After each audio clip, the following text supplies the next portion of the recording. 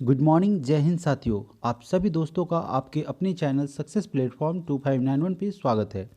दोस्तों, बिहार एसएससी की तैयारी के लिए इस चैनल के माध्यम से दो सेट चलाए जा रहे हैं, जो कि एक आरबीडी पब्लिकेशन का है और दूसरा रुक्मणी का प्लेटफॉर्म का सेट प्रैक्टिस है। इन दोनों सेट प्रैक्टिस को हम लोग बारी बारी से कवर कर रहे हैं।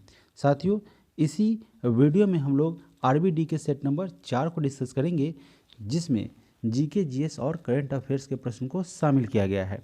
और आप जाएंगे वीडियो के डिस्क्रिप्शन बॉक्स में जाएंगे, वहाँ पे चैनल का पर्सनल प्लेलिस्ट बना दिया गया है, जिसमें प्लेटफॉर्म का अलग प्लेलिस्ट है और साथ ही साथ आरबीडी का अलग प्लेलिस्ट है। अगर आपने अभी तक इस टेस्ट को नहीं दिया है, अभी तक इस वीडियो को नहीं देखा है, तो डिस्क्रिप्शन बॉक्स में आपको लिंक मिल जाएगा, वहाँ से पूरे वीडियो को आप स्कैन कर जाएंगे। साथियों, कुल 150 प्रश्न को हम लोग प्रत्येक सेट में 2 भाग डिवाइड करके कवर करते हैं। पहले भाग में जीके, जीएस, करंट अफेयर्स के प्रश्न को यहाँ पे शामिल किया गया है और दूसरे भाग में मैथ और रीजनिंग के प्रश्न को हम लोग बारी बारी से सॉल्व करते हैं। चूँकि प्रत्येक प्रश्न एग्जामिनेशन के दृष्टिकोण से अति महत्वपूर्ण होता है, तो ना हम जीके, जीएस के प्रश्न को अधूरा छोड़ेंगे और न ही साथियों मैथ और रीजनिंग के प्रश्न को हम लोग कम आंक सकते हैं। तो आप सारे प्रश्न यहाँ से इस चैनल के माध्यम से आपको डिस्कस कराए जाएंगे और इजी कंसेप्ट के साथ, ताकि आपको आसानी से समझ में आ सके। तो साथियों, अगर आप इस चैनल से पहली बार जुड़े हैं, चैनल पे पहली बार विजिट किए हैं, तो इसे सब्सक्राइब करेंगे, बेल आइकन को प्रेस करेंगे और ऑल नोटिफिकेशन को वहाँ से ऑन कर देंगे। इसके अलावा अधिक से अधिक इसे शेयर करने का प्रयास करेंगे अपने दोस्तों के साथ। तो चलिए, एक पल की देरी किए हुए सीधे चलते हैं प्रश्न संख्या 1 की तरफ। पहला प्रश्न है, जूते हुए खेत का प्रमाण सिंधु सभ्यता के किस स्थल से मिला है? देखिए साथियों, यह जूता हुआ खेत जो है, पूछा गया कि सिंधु सभ्यता जब कालीन चल रहा था, उस समय अलग अलग साक्ष्य, ठीक है, मूर्तियों के साक्ष्य, जूते हुए खेत के साथ, उसमें समाधान जो है, युगल समाधान, अलग अलग प्रकार का साक्ष्य मिला है, जिसमें आपको जूते हुए खेत का प्रमाण जो है वह कालीबंगा से प्राप्त हुआ है। कालीबंगा जो है साथियों, वह हनुमानगढ़ में पड़ता है। कहाँ पड़ता है? हनुमानगढ़ से, है ना, 30 किलोमीटर दूर स्थित है। 30 किलोमीटर जो है यह दूर स्थित है। प्रश्न संख्या 2, बुद्ध ने अपना पहला उपदेश कहाँ दिया था? बुद्ध के द्वारा साथियों उनका पहला उपदेश सारनाथ में दिया गया था। बौद्ध धर्म के संस्थापक भगवान बुद्ध को ही माना जाता है। महात्मा बुद्ध का जन्म साथियों, इनका जन्म 563 ईसा पूर्व में जो है वह लुम्बिनी नामक ग्राम में हुआ था। लुम्बिनी नामक ग्राम में इनका जन्म हुआ था और इनके बचपन का नाम साथियों सिद्धार्थ था। इनके बचपन का नाम सिद्धार्थ था। उन्हें बोध गया में ज्ञान की प्राप्ति हुई थी और इनके द्वारा इनका अपना पहला उपदेश सारनाथ में दिया गया था। अगर बुद्ध की मृत्यु की बात करें साथियों, तो इनकी मृत्यु कुशीनगर में हुई थी। प्रश्न संख्या 3, तीसरे प्रश्न में कह रहा है कि द्वितीय गोलमेज सम्मेलन में महात्मा गांधी जी के साथ हिस्सा लेने कौन गया था? साथियों, सबसे पहली बात, द्वितीय गोलमेज सम्मेलन में उनके साथ सरोजनी नायडू गई थी। इसका तो आंसर क्लियर हुआ। अब गोलमेज सम्मेलन की बात करेंगे तो यह 1930, 1931 और 1932 में हुआ था। तो साथियों यही है 1900, इसको पूरा लिख दे, 1931, 1930 या 1932, ठीक है। इसी द्वितीय गोलमेज सम्मेलन में महात्मा गांधी भाग लिए थे और उनके साथ सरोजनी नायडू भी गई थी। तीनों गोलमेज सम्मेलन की बात करेंगे तो इसमें भारत की तरफ से बाबा साहेब भीमराव अंबेडकर जो है उसमें सम्मिलित हुए थे, तीनों गोलमेज सम्मेलन में। और यह प्रश्न एग्जामिनेशन में बार बार पूछा जाता है, तो इसे आप याद रखेंगे। प्रश्न संख्या 4, भारत में प्रकाशित होने वाला प्रथम अखबार का क्या नाम था? साथियों, इसका नाम था बंगाल गजट। यह जो था भारत में प्रकाशित होने वाला पहला समाचार पत्र था। 1780 में साथियों इसे कोलकाता से प्रकाशित किया गया था। यह एक अंग्रेजी अखबार था, इंग्लिश की यह पत्रिका थी, अखबार था। और यह जो साथियों, इसको जेम्स अगस्ट विकी के द्वारा प्रकाशित किया गया था। जेम्स अगस्ट विकी के द्वारा, ठीक है, विकी के द्वारा इसे प्रकाशित किया गया था। अगला प्रश्न है प्रश्न संख्या 5, प्रार्थना समाज के संस्थापक कौन थे? प्रार्थना समाज की स्थापना की गई थी आत्माराम पांडुरंग के द्वारा। ऑप्शन नंबर सी हमारा करेक्ट आंसर हो जाएगा। और इसकी स्थापना जो है वह साथियों महाराष्ट्र में की गई थी। प्रार्थना समाज के आंदोलन ने राजा राम मोहन राय के द्वारा बंगाल में स्थापित ब्रह्म समाज 1828 से प्रेरणा ग्रहण की थी। यानी कि ब्रह्म समाज 1828 में स्थापित हुआ था और इसी से प्रार्थना समाज ने क्या किया था, एक जो है एक वहाँ से एक प्रेरणा ली थी और इसी के माध्यम से इसका जो है साथियों क्या हुआ था, स्थापना किया गया था। प्रश्न संख्या 6, भारत के राष्ट्रीय आंदोलन के दौरान किस दिन को स्वतंत्रता दिवस के रूप में मनाया जाता है? तो साथियों वह तारीख है 26 जनवरी 1930। इसी दिन को देश का झंडा फहराया गया था। 26 जनवरी को स्वतंत्रता दिवस मनाने की शपथ ली गई थी। 26 जनवरी 1930 के दिन प्रधानमंत्री जवाहरलाल नेहरू जो देश के पहले प्रधानमंत्री थे, उनके द्वारा इंडियन नेशनल कांग्रेस ने अंग्रेजी हुकूम के खिलाफ पूर्ण स्वराज का ऐलान किया था। प्रश्न संख्या 7, काकोरी रेलगाड़ी लूटपाट की कल्पना राम प्रसाद बिस्मिल और डैश ने की थी? तो साथियों यह प्लान था अशफाकुल्ला खां और राम प्रसाद बिस्मिल का।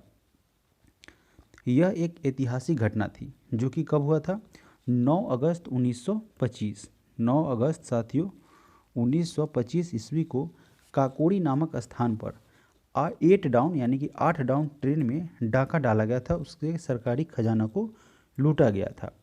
हिंदुस्तान रिपब्लिक एसोसिएशन ने 10 सदस्यों ने इसकी पूरी घटना को अंजाम दिया था। तो इसमें कौन थे साथियों, हिंदुस्तान रिपब्लिक एसोसिएशन के कुल 10 सदस्य थे इस घटना में। यूपी गवर्नमेंट के द्वारा, यूपी सरकार के द्वारा साथियों इसे काकोरी षड्यंत्र नहीं कहा गया था। ठीक है, काकोरी षड्यंत्र नहीं कहा गया था। इसको हटा के क्या किया गया है, काकोरी कार्रवाई इसका नाम दिया गया है, कार्रवाई। ठीक है, यूपी गवर्नमेंट ने इसका काकोरी षड्यंत्र को हटा दिया है और उसका नाम चेंज करके काकोरी कार्रवाई किया है। बढ़ते हैं अगले प्रश्न की तरफ। प्रश्न संख्या 8, महिलाओं के मताधिकार से संबंधित सफ्रागेट्स मूवमेंट किस देश में चलाया गया था? तो साथियों इसे ग्रेट ब्रिटेन में चलाया गया था।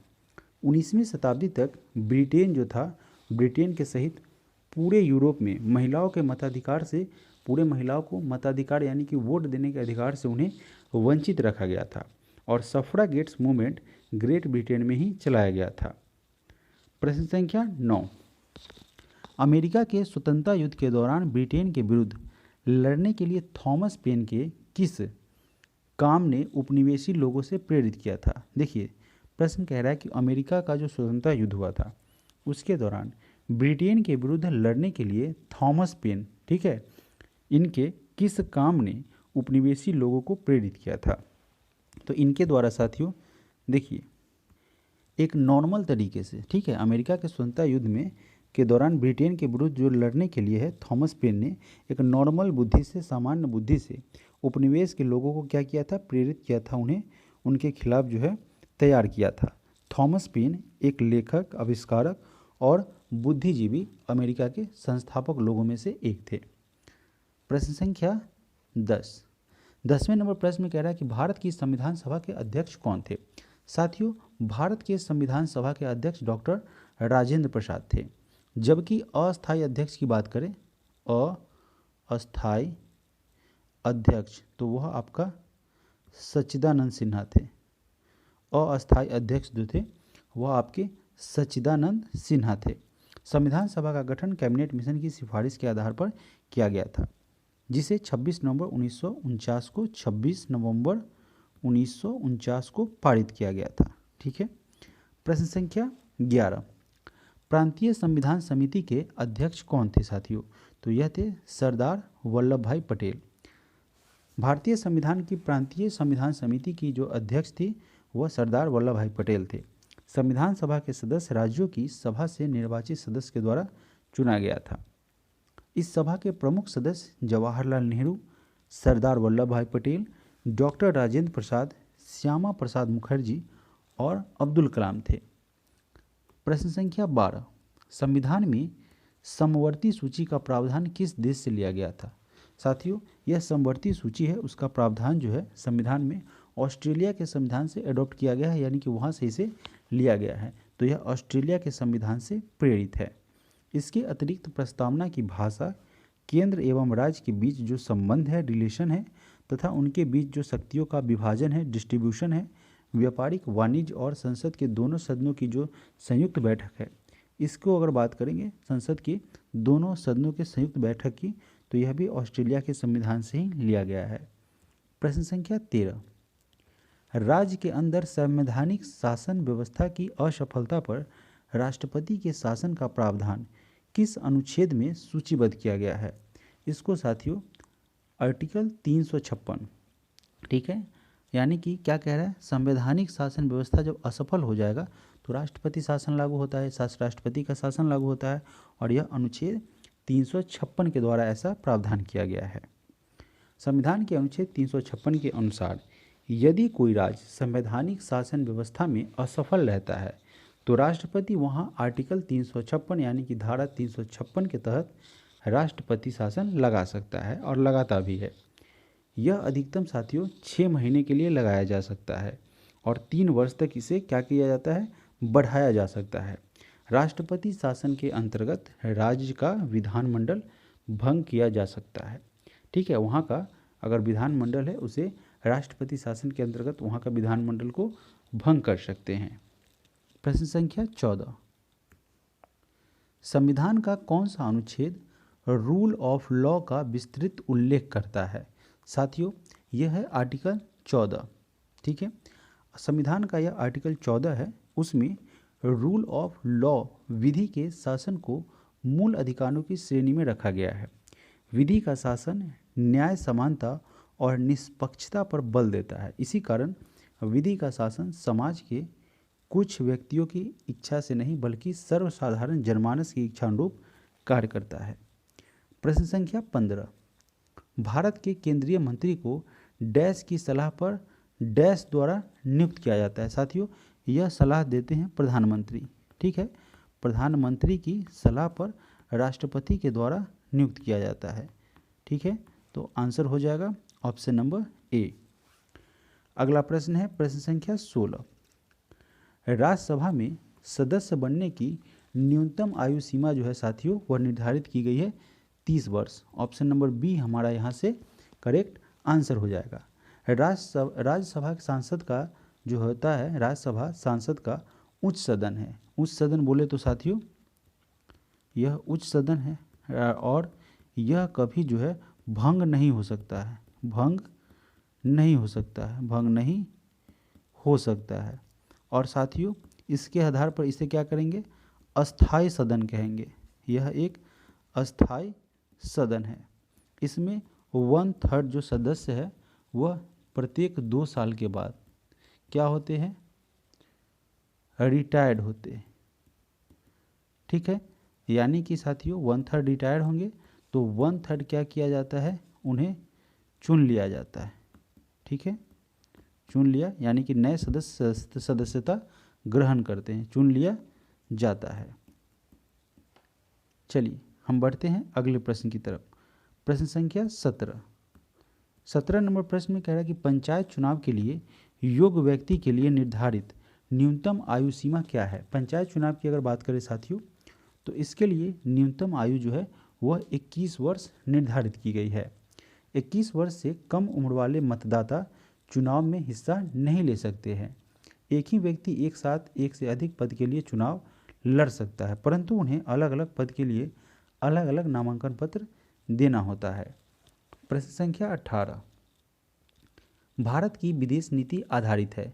साथियों भारत की जो विदेश नीति है वह गुट निरपेक्षता की नीति पर आधारित है। ऑप्शन नंबर ए हमारा यहाँ से करेक्ट आंसर हो जाएगा। और यह गुट निरपेक्षता की जो नीति है वह नीति प्रथम प्रधानमंत्री जवाहरलाल नेहरू के द्वारा प्रस्तुत की गई थी। उस समय विश्व जो था साथियों 2 गुटों में विभाजित था। पहला गुट और दूसरा अमेरिकी गुट था। ठीक है। प्रश्न संख्या 19, संयुक्त राष्ट्र महासभा में पहली बार हिंदी में कौन बोला था? पहली बार जो है साथियों अटल बिहारी वाजपेयी जो है वह संयुक्त राष्ट्र महासभा में हिंदी में उन्होंने भाषण दिया था। पहली बार उन्होंने हिंदी में यहाँ पे बोला था। तो ऑप्शन नंबर सी हमारा करेक्ट आंसर हो जाएगा। और यह साथियों उनके द्वारा 1977 में ऐसा बोला गया था। वे तात्कालिक जनता सरकार में विदेश मंत्री के पद पर थे। प्रश्न संख्या 20, निम्नलिखित में से कौन सा ग्रह नहीं है? इसमें से साथियों कौन सा ग्रह नहीं है? तो सूर्य साथियों ग्रह नहीं है। सूर्य जो है यह सौरमंडल का क्या है? प्रमुख तारा है। यह सौरमंडल का एक प्रमुख साथियों तारा है। सूर्य के प्रकाश को पृथ्वी तक आने में 8 मिनट, ठीक है, 8 मिनट और 20 सेकेंड लगते हैं। सभी ग्रह जो है साथियों सूर्य की परिक्रमा करते हैं। प्रश्न संख्या 21 नंबर प्रश्न में कह रहा है कि निम्न में से भूटान की मुद्रा कौन सी है? और साथियों एक प्रश्न और पूछे सूर्य से संबंधित कि हाल ही में लॉन्च किया गया है भारत के द्वारा आदित्य L1 पूछा गया है। साथियों हम आपसे पूछ रहे हैं, कमेंट करेंगे कि इसे कब लागू किया गया है। प्रश्न संख्या कब लागू नहीं, कब लॉन्च किया गया है। प्रश्न संख्या 21, निम्न में से भूटान की मुद्रा कौन सी है? साथियों यहाँ पे भूटान में कौन सा मुद्रा चलता है? भूटान की अगर बात करें तो वहाँ का करेंसी है साथियों नगुल्टम। 21 का ऑप्शन नंबर करेक्ट आंसर हो जाएगा, नगुल्टम। इसका भारतीय रुपया में आसानी से विनिमय किया जा सकता है, यानी कि उसको भारतीय मुद्रा में आसानी से एक्सचेंज किया जा सकता है, बदला जा सकता है। 1974 से भूटान की मुद्रा है यह, ठीक है, और यह 100 छेरुटम से विभाजित होता है। प्रश्न संख्या 22, ऊपरी वायुमंडल निम्नलिखित में से कौन सी ग्रीन हाउस गैस नहीं है? देखिए प्रश्न को फिर से पढ़ेंगे। ऊपरी वायुमंडल पूछा गया है कि जो ऊपरी वायुमंडल है साथियों वो है, यहाँ ऑप्शन दिया गया है, उनमें से कौन सी ग्रीन हाउस गैस नहीं है? अब साथियों सल्फर डाइऑक्साइड, कार्बन डाइऑक्साइड तो है, मीथेन की बात करेंगे यह तो है साथियों। उसके बाद साथियों अगर बात करेंगे तो नाइट्रोजन भी है, लेकिन सल्फर डाइऑक्साइड यानी कि जिसे SO2 कहते हैं, ठीक है, यह साथियों जो है वह ग्रीन हाउस गैस नहीं है। ऊपरी वायुमंडल की ओजोन परत जिसमें धूम कोहरा के कारण क्या हो रहा है? नष्ट हो रहा है। पॉल्यूशन के कारण साथियों नष्ट हो रहा है। ओजोन परत के कारण ही पृथ्वी पर जो है वह सूर्य की जो है अल्ट्रा वायलेट किरण यानी कि जिसे परावैंगनी किरण कहते हैं वह जो है तीव्र गति से साथियों उतना नहीं पहुंचता है, पृथ्वी तक आते आते वह समाप्त हो जाता है, नहीं तो यह साथियों कैंसर का कारक बनता है। प्रश्न संख्या 30, मृत सागर यहाँ स्थित है। मृत सागर साथियों कहाँ पे स्थित है? तो यह साथियों इजराइल में है। ऑप्शन नंबर बी, मृत सागर इजराइल, जॉर्डन, फिलिस्तीन के किनारे पर स्थित है। इसे दुनिया का सबसे निचला बिंदु कहा जाता है। मृत सागर में मुख्यतः जॉर्डन नदी और अन्य छोटी नदी आकर यहाँ पे मिल जाती है। प्रश्न संख्या 24, सोमासी प्रवाह देखा जाता है। सोमासी प्रवाह साथियों देखा जाता है, क्या लिखा है? मंडी सुपरवाइजर 2016। अब ये क्या लिखा गया पता नहीं। सोमासी प्रवाह साथियों कहाँ देखा जाता है? तो यह साथियों हिंद महासागर में देखा जाता है। ऑप्शन नंबर बी, हिंद महासागर की अगर बात करें तो हिंद महासागर दुनिया का तीसरा सबसे बड़ा महासागर है, ठीक है, तीसरा जो है यानी कि थर्ड सबसे बड़ा महासागर है। और यह हिंद महासागर से 46 डिग्री से 55 डिग्री पूर्वी देशांतर पृथक करती है। प्रश्न संख्या 25, कौन सी प्राकृतिक गैस पाइपलाइन एशिया में नहीं है? यहाँ पे 4 ऑप्शन दिए गए हैं। पूछा गया है कि प्राकृतिक गैस जो है इसमें से कौन सा एशिया में नहीं है। साथियों रूबी पाइपलाइन की अगर बात करेंगे तो यह साथियों एशिया में नहीं है बल्कि यूनाइटेड स्टेट ऑफ अमेरिका में स्थित है। पूर्व पश्चिम गैस पाइपलाइन को जो है EWPL के नाम से जाना जाता है, जो कि काकीनाडा आंध्र प्रदेश से भरूच तक यानी कि भरूच गुजरात की बात कर रहा है, वहाँ तक गैस के परिवहन के लिए एक परियोजना है जिसे EWPL परियोजना कहा जाता है। प्रश्न संख्या 26, निम्नलिखित भारतीय राज्यों में से किस में से कर्क रेखा नहीं गुजरती है साथियों? तो सबसे पहले गुजरती कहाँ से है, तो मैंने एक कोड बताया था, ठीक है, मित्र पर गमछा गमछा झाड़, ऐसा मैंने बताया था आई थिंक। तो यहाँ पे साथियों मिज़ोरम हो जाएगा, ठीक है, मिज़ोरम, त्रिपुरा त्रिपुरा, पश्चिम बंगाल, ठीक है, पश्चिम बंगाल आपका हो जाएगा। उसके बाद मित्र है पश्चिम बंगाल, फिर साथियों राजस्थान हो जाएगा, गुजरात हो जाएगा, मध्य प्रदेश हो जाएगा, छत्तीसगढ़ हो जाएगा, या मध्य प्रदेश है, छत्तीसगढ़ हो जाएगा, और यहाँ पे साथियों झारखंड हो जाएगा, एक कोड बताया गया था। अब इसमें से कौन सा नहीं आएगा, देखिए,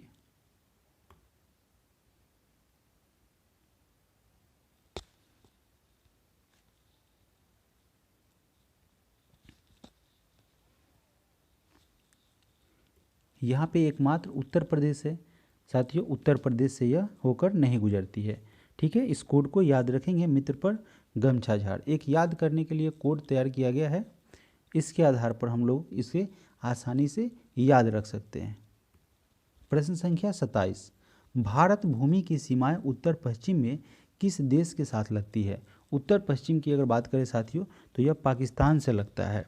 भारत की सीमाएं उत्तर पश्चिम में पाकिस्तान देश के साथ लगती है और पाकिस्तान की राजधानी इस्लामाबाद है। इसे नहरों का देश भी कहा जाता है। यहाँ पे नहरी जो है यानी कि नहरीकरण यानी कि नहर का जो है वो अधिक पैमाने पर यहाँ पे सिंचाई के लिए यूज किया जाता है, विकसित है नहर पैमाना। प्रश्न संख्या 28, भारतीय राज्य सीमा में हिमालय का सर्वोच्च शिखर कौन सा है। देखिए, भारत के राज्य सीमा में पूछा गया है हिमालय का सर्वोच्च शिखर, तो यह साथियों हो जाएगा कंचनजंगा, ठीक है। कंचनजंगा जो है साथियों वह हिमालय का सर्वोच्च शिखर हो जाएगा। वो कहाँ, भारतीय सीमा में, भारत के सीमा के बाहर नहीं, ठीक है। यह विश्व की सबसे बड़ी चोटी है। इस कंचनजंगा की साथियों ऊंचाई जो है 8586 मीटर है। प्रश्न संख्या 29, निम्नलिखित में से किस नदी का उद्गम भारत के बाहर है। इसमें साथियों अगर हम बात करें तो ब्रह्मपुत्र का उद्गम जो है वह तिब्बत से होता है, तिब्बत के मानसरोवर से, ठीक है। ब्रह्मपुत्र नदी का उद्गम हिमालय के उत्तर तिब्बत में होता है और यह चीन में स्थित है। ब्रह्मपुत्र नदी को यरलुंग यांगपो कहा जाता है और सतलज, तिस्ता, तोसी, लोहित, बराक और ब्रह्मपुत्र की सहायक नदियाँ है। साथियों ब्रह्मपुत्र की सहायक नदियाँ जो है वह तोसी है, बराक है, लोहित है, सतलज है। बांग्लादेश में ब्रह्मपुत्र को जमुना के नाम से जाना जाता है। जब यह बांग्लादेश में जाता है तो यह ब्रह्मपुत्र को वहाँ पे लोग जमुना कहते हैं। तो फिलहाल जो है साथियों इसका उद्गम भारत के बाहर किस नदी का है, तो वह ब्रह्मपुत्र का है, तिब्बत के मानसरोवर से निकलता है। साथियों यह चाइना में पड़ता है थोड़ा सा, यह हालांकि उद्गम इसका तिब्बत में होता है। प्रश्न संख्या 30, निम्न में से कौन सा जानवर भारत में अस्थायी प्रजाति वो जानवर को केवल एक ही भौगोलिक क्षेत्र में रखते हैं। देखिए यहाँ पे कौन सा जानवर भारत के स्थानीय प्रजाति का उदाहरण नहीं है। इसमें से अगर देखेंगे गाय साथियों वह क्या है, केवल एक ही भौगोलिक क्षेत्र में रहता है ऐसा नहीं है, कई कई जगहों पर, अलग अलग जगहों पर, लगभग पूरे भारतवर्ष में सारे जगह साथियों गाय को पाला जाता है, ठीक है। सारे जगह पर, सभी जगहों पर गाय को पाला जाता है। तो ऐसा नहीं कहेंगे कि ऐसा जानवर जो केवल एक ही भौगोलिक क्षेत्र में रहता है उसमें से यह नहीं है, गाय सभी भौगोलिक क्षेत्र में इन्हें पाला जाता है। प्रश्न संख्या 31, राजकोषीय घाटा को कैसे परिभाषित किया जाता है। तो इसे परिभाषित किया जाता है, राजकोषीय घाटा बराबर क्या होता है, कुल व्यय राजस्व प्राप्तियाँ प्लस गैर पूंजीगत प्राप्तियाँ, ठीक है। ऑप्शन नंबर सी याद रखेंगे, इकोनॉमिक्स का प्रश्न है। प्रश्न संख्या 32, विद्यालय की इमारत के रख रखाव पर किए जाने वाला खर्च क्या होता है साथियों। तो यह साथियों पूंजीगत एवं विकास व्यय दोनों होता है। विद्यालय का जो इमारत होता है, बिल्डिंग होता है, उसके मेंटेनेंस के लिए, उसके रख रखाव पर जो खर्च किया जाता है उसे पूंजीगत अथवा विकास व्यय इन दोनों के नाम से जाना जाता है, इन दोनों का उसमें यूज होता है। प्रश्न संख्या 33, मान्यता अनुसार महाभारत की लड़ाई कुरुक्षेत्र में कितने दिन तक लड़ी गई थी। साथियों कुल जो है यह 16 दिन तक लड़ा गया था और यह साथियों लड़ाई जो है कुरुक्षेत्र में लड़ा गया था। ठीक है, कुरुक्षेत्र में लड़ा गया था और यह विश्व का सबसे लंबा साहित्यिक ग्रंथ है। महाभारत की बात करें, इस ग्रंथ में हिंदू धर्म में पंचम वेद माना जाता है। महाभारत में साथियों 1,10,000 इसमें श्लोक है। ठीक है, और महाभारत की रचना की अगर बात करेंगे तो महाभारत की रचना जो है वह वेद व्यास ने की थी और महाभारत का जो यह रचना हुआ था वेद व्यास जी के द्वारा, उसको रचने में, उसको रचित करने में, उसको लिखने में साथियों 3 वर्ष लगे थे। ठीक है, और मान्यता के अनुसार भारत की लड़ाई जो है वह कुरुक्षेत्र में लड़ी गई थी और यह साथियों कुल 18 दिनों तक चली थी। ऑप्शन नंबर सी, अच्छा सॉरी बी हो गया था ना, तो यह आपका option number C correct answer हो जाएगा। अगला प्रश्न है प्रश्न संख्या 34। फासिज्म विश्वास करता है, फासिज्म जो है वह एक दलीय प्रणाली में विश्वास करता है। पहली फासिस्ट मूवमेंट इटली में और दूसरे विश्व युद्ध के दौरान हुई थी। ठीक है, 1939 से 45 के दौरान, 1939 से 45 के दौरान जो है यह फासिस्ट जो है उसका इसमें उदय हुआ था, ऐसा कह सकते हैं। पहला फासिस्ट मूवमेंट हुआ था। यह आंदोलन समाजवाद या साम्यवाद के विरुद्ध नहीं है, बल्कि क्या है, उदारतावाद के विरुद्ध यह लड़ाई है। प्रश्न संख्या 35। 22 दिसंबर जिस दिन प्रतिभाशाली श्रीनिवास रामानुजम का जन्म हुआ था, वह दिन इस प्रकार मनाया जाता है। तो उनके जन्मदिन को साथियों जो है वह राष्ट्रीय गणित दिवस के रूप में मनाया जाता है। उन्होंने विश्लेषण एवं संख्या सिद्धांत के क्षेत्र में बहुत ही गहन योगदान दिया है। इनका जन्म जो है साथियों वह तमिलनाडु में हुआ था। रामानुजम का जन्म जो है वह तमिलनाडु में हुआ था। उनके कार्यों से प्रभावित गणित के क्षेत्र में हो रहे काम के लिए 22 दिसंबर को राष्ट्रीय गणित दिवस की स्थापना की गई थी। साथियों कहा जाता है कि उन्होंने इन्फिनिटिव तक की खोज कर दी थी, इन्फिनिटिव तक की, जिसको हम लोग अनंत भी कहते हैं, अनंत तक की उन्होंने खोज कर दी थी। प्रश्न संख्या 36 नंबर प्रश्न में पूछा गया है कि माघ मेला डैश के दिन से शुरू होता है। तो साथियों यह जो है मकर संक्रांति से इसकी शुरुआत होती है। हिंदू पंचांग के अनुसार मकर संक्रांति के दिन माघ महीने में यह मेला का आयोजन किया जाता है। यह भारत के सभी प्रमुख तीर्थ स्थलों में मनाया जाता है, यानी कि मकर संक्रांति की बात कह रहा है।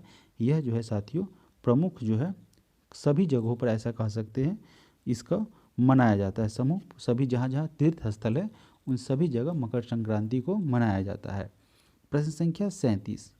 वह गुण जिस कारण कोई पदार्थ वायुमंडल की नमी को सोख लेता है उसे हम प्रस्वेदन के नाम से जानते हैं। प्रस्वेदन पसीना निकालने या लाने की क्रिया या भाव है।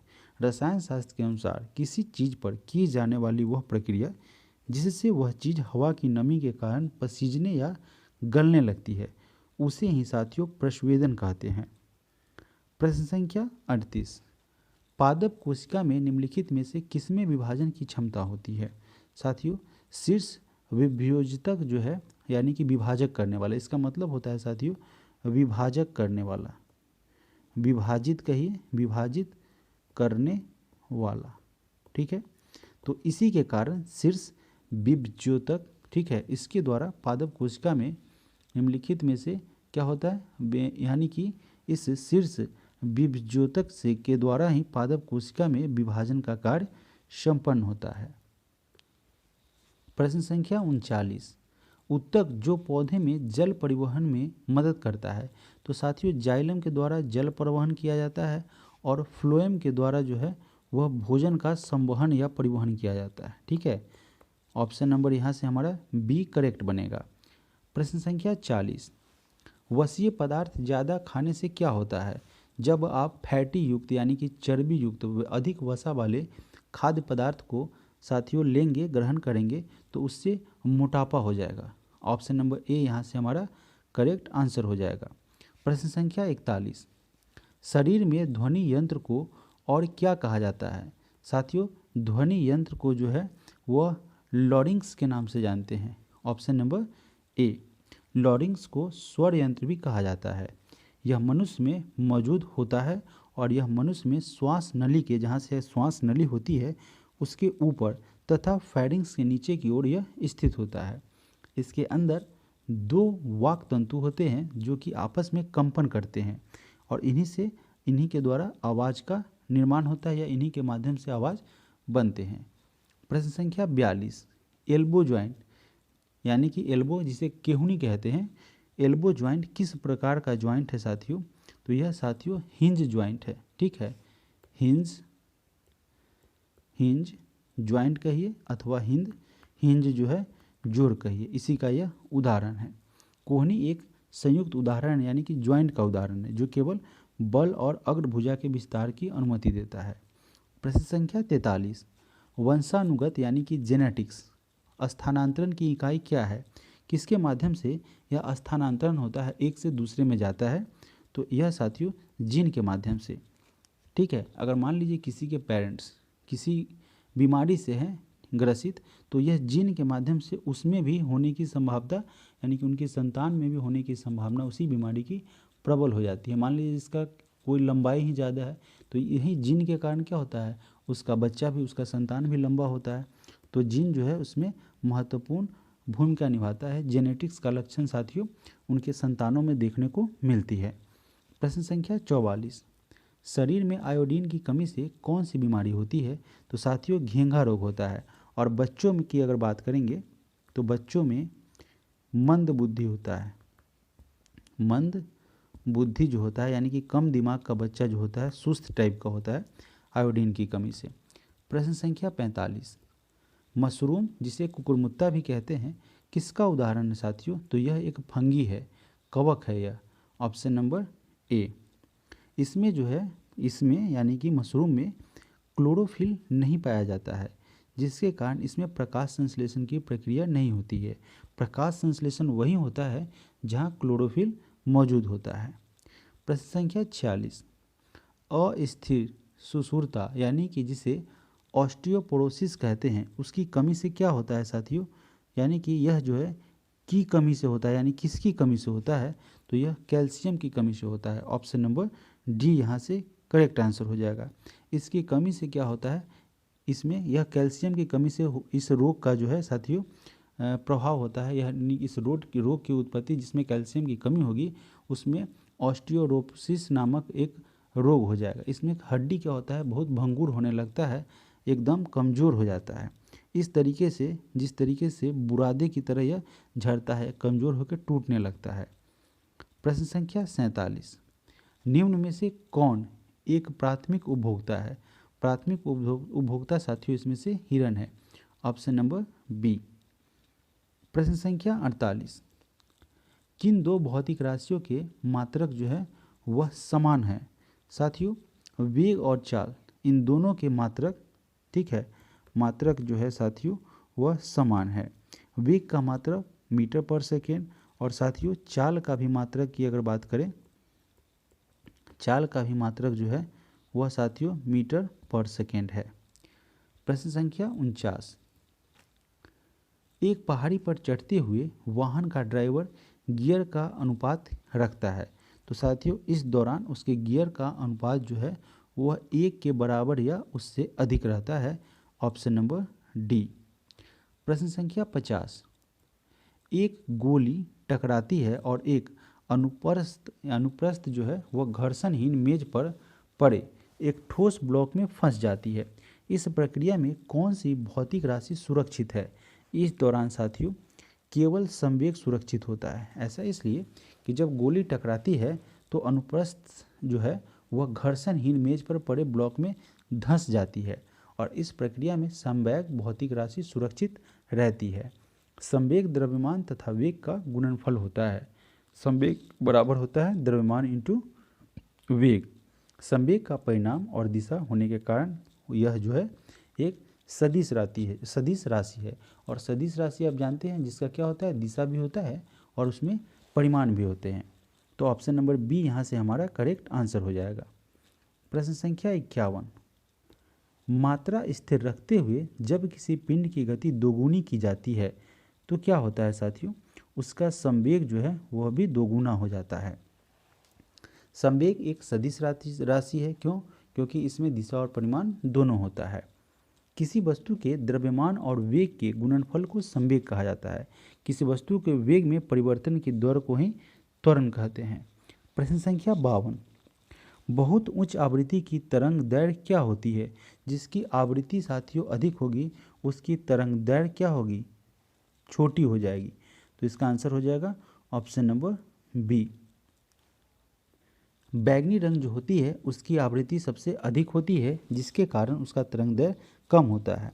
और साथियों लाल रंग की अगर बात करेंगे उसकी आवृत्ति सबसे कम होती है, जिसके कारण लाल रंग का तरंग दैर्घ्य जो है वह सबसे अधिक होता है। प्रश्न संख्या 53, ध्वनि मापक इकाई को क्या कहा जाता है? तो इसे साथियों डेसिबल के नाम से जानते हैं। ध्वनि के मापने की इकाई इसको डेसिबल कहा जाता है। ध्वनि एक तरह का विक्षोभ या कंपन है जो ठोस द्रव या गैस से होकर संचारित होती है।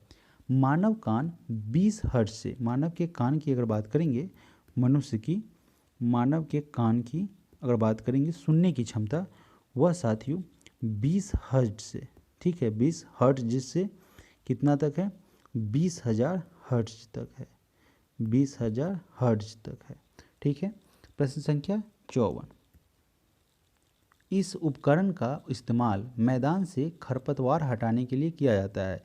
तो साथियों कुल्हाड़ी से तो हटेगा नहीं, कुदाल से ही हटेगा। तो ऑप्शन नंबर सी हमारा यहाँ से करेक्ट आंसर बनेगा। प्रश्न संख्या 55, जब उपयुक्त आवृत्ति का प्रकाश किसी धातु पृष्ठ पर पड़ता है तो इलेक्ट्रॉनों के उत्सर्जन की क्रिया को क्या कहा जाता है? इस दौरान उसे साथियों प्रकाश वैद्युत प्रभाव कहते हैं।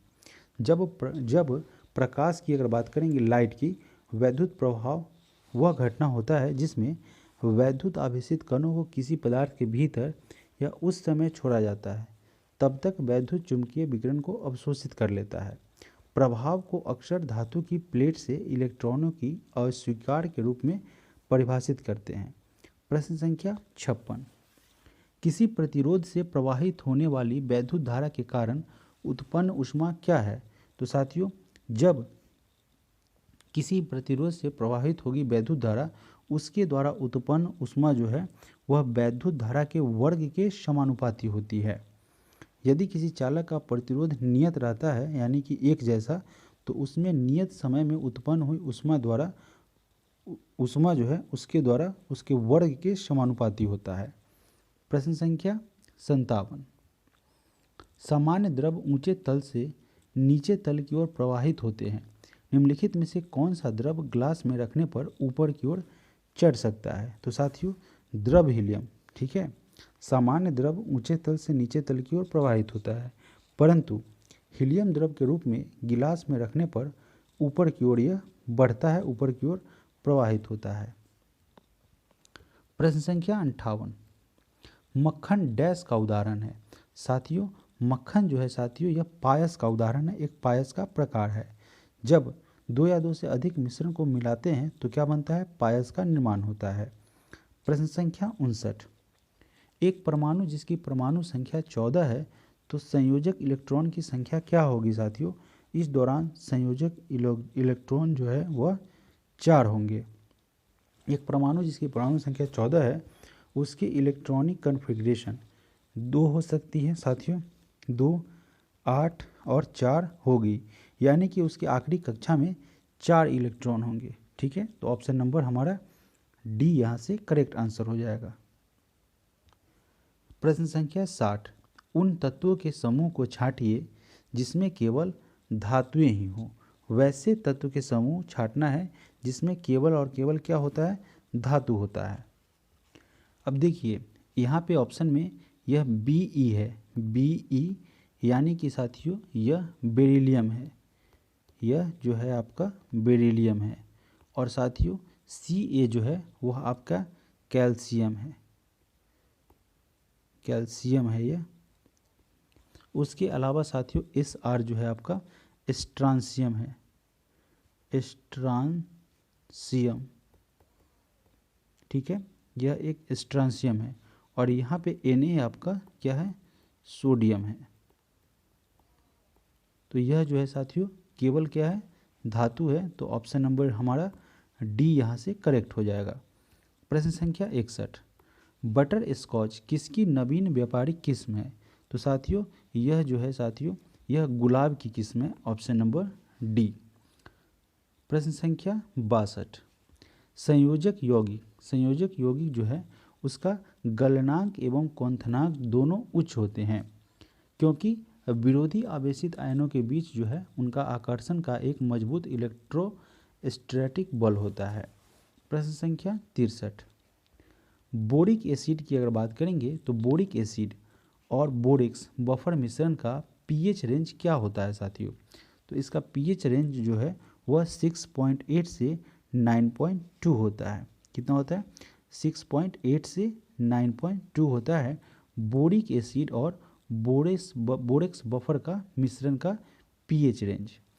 प्रश्न संख्या 64, निम्न में से किस अणु आयन में आयुग्मित इलेक्ट्रॉन नहीं होते हैं? देखिए क्या कह रहा है कि इनमें से कौन सा अणु आयन जिसमें आयुग्मित इलेक्ट्रॉन नहीं होते हैं? तो साथियों अगर हम बात करें O22, ठीक है ना, इसमें क्या होते हैं साथियों? आयुग्मित इलेक्ट्रॉन नहीं होते हैं। प्रश्न संख्या 65, स्टेनलेस स्टील के निर्माण में स्टील में कौन सी अधातु मिलाई जाती है? आप सभी इस प्रश्न को पहले भी कर चुके हैं। इसमें कार्बन को मिलाया जाता है, क्यों? क्योंकि थोड़ा सा इसे कठोर बनाया जाता है। कठोर बनाने के लिए इसमें कार्बन मिलाया जाता है। प्रश्न संख्या 66, C60 के एक अणु में कितने षटकोणीय एवं पंचकोणीय आकृति होती है? तो साथियों कुल मिला के इसमें 20 षटकोण एवं 12 पंचकोण होते हैं इस C60 के एक अणु में, ऑप्शन नंबर ए। प्रश्न संख्या 67, उदंतपुर शिक्षा केंद्र निम्न में से किस राज्य में अवस्थित था? यह उदंतपुर शिक्षा केंद्र जो है वह साथियों बिहार में स्थित था, ऑप्शन नंबर बी हमारा करेक्ट आंसर हो जाएगा। प्रश्न संख्या 68, सोन और गंगा नदी का संगम बिहार के किस जिले में है साथियों? तो यह मिलता है, सोन और गंगा एक साथ मिलता है पटना में, option number B correct answer है। प्रश्न संख्या 69, प्रधानमंत्री नरेंद्र मोदी ने राजस्थान के किस शहर में महाजनसंपर्क अभियान की शुरुआत की है? तो नरेंद्र मोदी के द्वारा साथियों राजस्थान के अजमेर में, ठीक है, महाजनसंपर्क अभियान की शुरुआत की गई है। इसमें 500 जितने भी 543 है, ठीक है, 543 लोकसभा क्षेत्रों को कवर करते हुए भारतीय जनता पार्टी उनके द्वारा महीने भर चलने वाली अखिल भारतीय अभियान का महाजनसंपर्क योजना की शुरुआत की गई है। यह साथियों 31 मई से 30 जून, ठीक है, 30 जून तक होने वाले इस महासंपर्क के तहत केंद्र में 9 साल पूरे होने पर देश भर में व्यापक सार्वजनिक कार्यक्रम किए जाएंगे। 51 से अधिक विशाल रैलियाँ, 500 से अधिक स्थानों पर जनसभाएं और 500 से अधिक लोकसभा और 4000 विधानसभा क्षेत्रों में 600 से अधिक प्रेस कॉन्फ्रेंस आयोजित की जाएगी और साथ ही 5 लाख से अधिक प्रतिष्ठित परिवारों से यह संपर्क किया जाएगा। प्रश्न संख्या 71, प्रश्न संख्या आपका 70 रह गया है। 70 नंबर प्रश्न में है कि हाल ही में बालासोर में एक बड़ा हादसा हुआ था। बालासोर साथियों कहाँ स्थित है?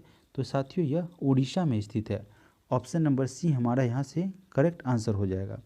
2 जून 2030 को चेन्नई की तरफ जाने वाली जो चेन्नई जा रही थी कोरोमंडल एक्सप्रेस, उसके 10 से 12 डिब्बे जो है करीब शाम 7 बजे के आसपास पटरी से उतर गए थे, बेपटरी हो गए थे, चक्का पटरी से नीचे आ गया था और उसके बगल पर कहाँ गया था? ट्रैक पर आ गया था, जिस कारण से बहुत बड़ा हादसा हुआ था, ठीक है। और इस हादसे में जो है वह बेंगलुरु हावड़ा सुपरफास्ट कोरोमंडल एक्सप्रेस आ रही थी, जो उससे कोरोमंडल एक्सप्रेस से बेंगलुरु हावड़ा सुपरफास्ट जो है वह ट्रेन टकरा गई और दुर्घटनाग्रस्त हुई। इस भीषण हादसे में एक मालगाड़ी भी शामिल था। इस भीषण ट्रेन हादसे में 280 से ज़्यादा लोग की मौत हो गई थी और 900 से ज़्यादा लोग यहाँ पे घायल भी हुए थे। घायल यात्रियों का इलाज बालासोर मेडिकल कॉलेज में करवाया गया था, जो कि साथियों आपका कहाँ है? उड़ीसा में स्थित है। इनमें से किसे नोबेल शांति पुरस्कार 2019 से सम्मानित किया गया है? तो यह पुरस्कार दिया गया था अबी अहमद अली को, ठीक है। नोबेल शांति पुरस्कार 2019 से इन्हें सम्मानित किया गया था। यह साथियों इथियोपिया के प्रधानमंत्री हैं। प्रश्न संख्या 72, राष्ट्रीय आंदोलन के दौरान पहला स्वतंत्रता दिवस किस तिथि को मनाया गया था? इसे साथियों 26 जनवरी 1930 को मनाया गया था। इसी दिन पंडित जवाहरलाल नेहरू के द्वारा तिरंगा झंडा फहराया गया था और फिर देश में आज़ादी मिलने के बाद इसे साथियों 15 अगस्त 1947 को आधिकारिक रूप से स्वतंत्रता दिवस घोषित किया गया था। 26 जनवरी 1930 को लोग भूल न जाए, उन्हें अविस्मरणीय बनाने के लिए साथियों 26 जनवरी 1950 को क्या किया, गणतंत्र दिवस के रूप में इसे मनाने का निर्णय लिया गया ताकि लोग 26 जनवरी को याद रखें। तो इसीलिए 26 जनवरी 1950, ठीक है, इसको 26 जनवरी को याद रखने के लिए इसी दिन साथियों यहाँ पे गणतंत्रता दिवस मनाया गया था। गणतंत्रता दिवस मनाया गया था। इस 26 जनवरी को ही अविस्मरणीय यानी कि न भूलने के लिए इसे गणतंत्रता दिवस के रूप में 26 जनवरी 1950 को इसे मनाया गया था। प्रश्न संख्या 73, भारत के मुख्य चुनाव आयुक्त और चुनाव आयुक्तों की नियुक्ति कौन करता है? तो यह साथियों भारत के राष्ट्रपति के द्वारा किया जाता है। भारत के राष्ट्रपति के द्वारा मुख्य निर्वाचक आयुक्त और चुनाव आयुक्त की नियुक्ति की जाती है। इनका कार्यकाल 6 वर्ष या अगर 65 वर्ष हो जाता है, इस दोनों में से जो पहले पूरा होता है तो इनका क्या होता है, रिटायरमेंट हो जाता है। कार्यकाल इनका या तो 6 वर्ष तक रहेगा अथवा उनकी एज 65 वर्ष हो जाती है, तब तक यह इस पद पर बने रहेंगे। प्रश्न संख्या 74, इनमें से कौन सा पहला रिएक्टर है जिसे यूरेनियम 233 को ईंधन के रूप में उपयोग करने के लिए डिजाइन किया गया था? साथियों यह था आपका कामिनी, ठीक है। यह भारत का पहला रिएक्टर कामिनी था जिसे यूरेनियम 233 के ईंधन के रूप करने के लिए इसको डिजाइन किया गया था। इसमें साथियों यूरेनियम 233 का यूज किया गया था। प्रश्न संख्या 75, भारत के प्रथम मानव रहित यानी कि जिसमें मानव नहीं हो, मानव रहित चंद्र अन्वेषक लूनर प्रोब जो है चंद्रयान 1 को कहाँ से प्रक्षेपित किया गया था? इसको साथियों श्रीहरिकोटा, ठीक है, श्रीहरिकोटा की अगर बात करेंगे तो यह श्रीहरिकोटा से 22 अक्टूबर 2008 को सफलतापूर्वक प्रमोचित किया गया था यानी कि लॉन्च किया गया था। अगर हम चंद्रयान 3 की बात करेंगे साथियों, चंद्रयान 3 की, तो यह साथियों साउथ पोल पर उतरा था। कहाँ उतरा था? साउथ पोल पर, और उतरने वाला सफलतापूर्वक पहला देश बना था। इसे साथियों 14 जुलाई 2023 को लॉन्च किया गया था, ठीक है। लॉन्च की इसकी डेट थी 14 जुलाई 2023, ठीक है।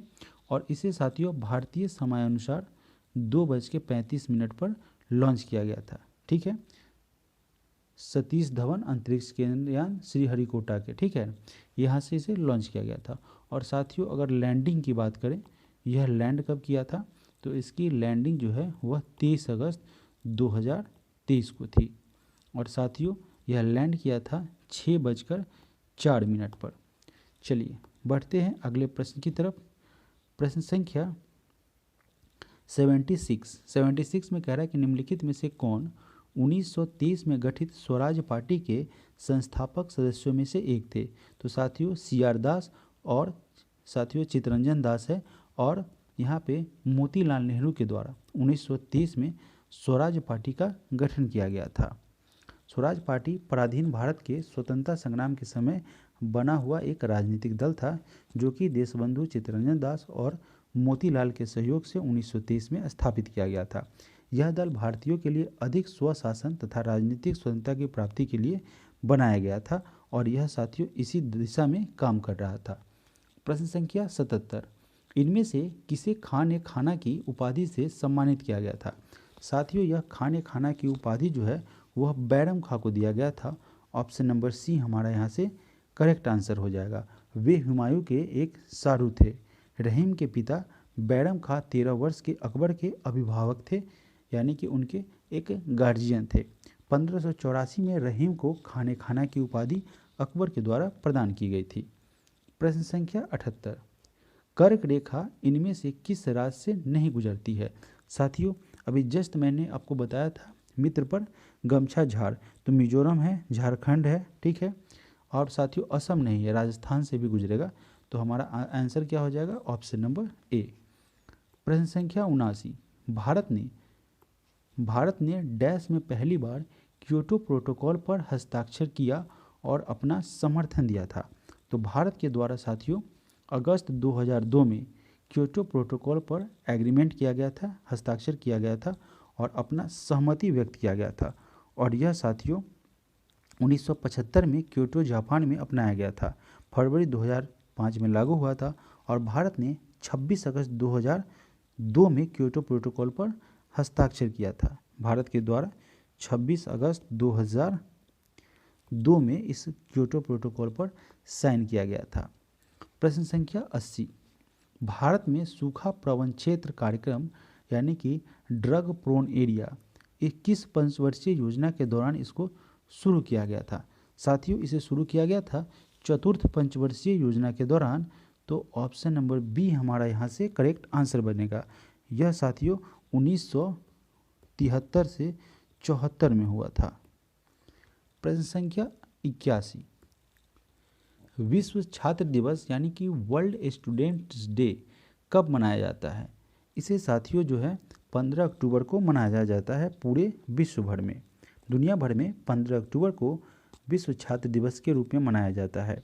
यह दिवस भारत रत्न और पूर्व राष्ट्रपति डॉक्टर APJ अब्दुल कलाम की जयंती के रूप में मनाया जाता है। यूनाइटेड नेशन ऑर्गेनाइजेशन ने उनके जन्मदिन पर 15 अक्टूबर 2010 को जो है वह विश्व विद्यार्थी दिवस घोषित किया है और यह घोषित किया गया है UNO के द्वारा। प्रश्न संख्या 82, श्री लिंगराज मंदिर किस शहर में स्थित है? यह श्री लिंगराज मंदिर की अगर बात करें तो यह साथियों शिव को समर्पित लिंगराज मंदिर है और यह आपका उड़ीसा में पड़ता है। उड़ीसा के कहाँ पे? भुवनेश्वर में पड़ता है। तो ऑप्शन नंबर सी हमारा यहाँ से करेक्ट आंसर हो जाएगा। प्रश्न संख्या 83, निम्नलिखित में से किस भारतीय राज्य में नाभिकीय संयंत्र यानी कि न्यूक्लियर प्लांट स्थित नहीं है? साथियों महाराष्ट्र में है, राजस्थान में है, तमिलनाडु में है, जबकि बिहार में न्यूक्लियर प्लांट नहीं है। तो ऑप्शन नंबर ए हमारा करेक्ट आंसर हो जाएगा। प्रश्न संख्या 84, संवैधानिक उपचार का अधिकार संविधान का हृदय और आत्मा है, यह कथन किसका है? तो साथियों संवैधानिक उपचार को भारतीय संविधान का आत्मा जो है डॉक्टर भीमराव अंबेडकर के द्वारा कहा गया है और यह साथियों अनुच्छेद जो है अनुच्छेद 32 में वर्णित है। अनुच्छेद 32 में यह वर्णित है। अगला प्रश्न है प्रश्न संख्या 85, जो कि इस सेट नंबर 4 का अंतिम प्रश्न है। इसके बाद आपसे मिलेंगे अगले वीडियो में जिसमें सेट नंबर 4 के मैथ और रीजनिंग के प्रश्न को हम लोग बारी बारी से डिस्कस करेंगे। तो साथियों इस वीडियो को लाइक करेंगे और शेयर अधिक से अधिक करने का प्रयास करेंगे ताकि हमसे और स्टूडेंट जुड़ पाए और उन्हें इस सेशन का लाभ मिल पाए। बढ़ते हैं प्रश्न संख्या 85 की तरफ। इनमें से कौन सी संयुक्त राष्ट्र एजेंसी परमाणु प्रौद्योगिकी यानी कि न्यूक्लियर टेक्नोलॉजी की सुरक्षा एवं शांतिपूर्ण उपयोगों के लिए जवाबदेह है? तो साथियों अंतर्राष्ट्रीय परमाणु ऊर्जा एजेंसी जो है वह न्यूक्लियर टेक्नोलॉजी की सुरक्षा, इनके सुरक्षा संबंधी और शांतिपूर्ण उपयोग के लिए इसके लिए जिम्मेवार है अंतर्राष्ट्रीय परमाणु ऊर्जा एजेंसी। यह एक स्वायत्त विश्व संस्था है जिसका उद्देश्य विश्व में परमाणु ऊर्जा का शांतिपूर्ण उपयोग सुनिश्चित करना है। इस संस्था का गठन साथियों 29 जुलाई 1957 को किया गया था, 1957 को हुआ था और इसका मुख्यालय की अगर बात करेंगे तो इसका मुख्यालय साथियों वियना में स्थित है। तो साथियों आप सभी लोगों का इस सेशन में बने रहने के लिए धन्यवाद। मिलते हैं आपसे अगले सेशन में मैथ और रीजनिंग के महत्वपूर्ण प्रश्नों के साथ। तो आप सभी लोगों को बहुत बहुत धन्यवाद।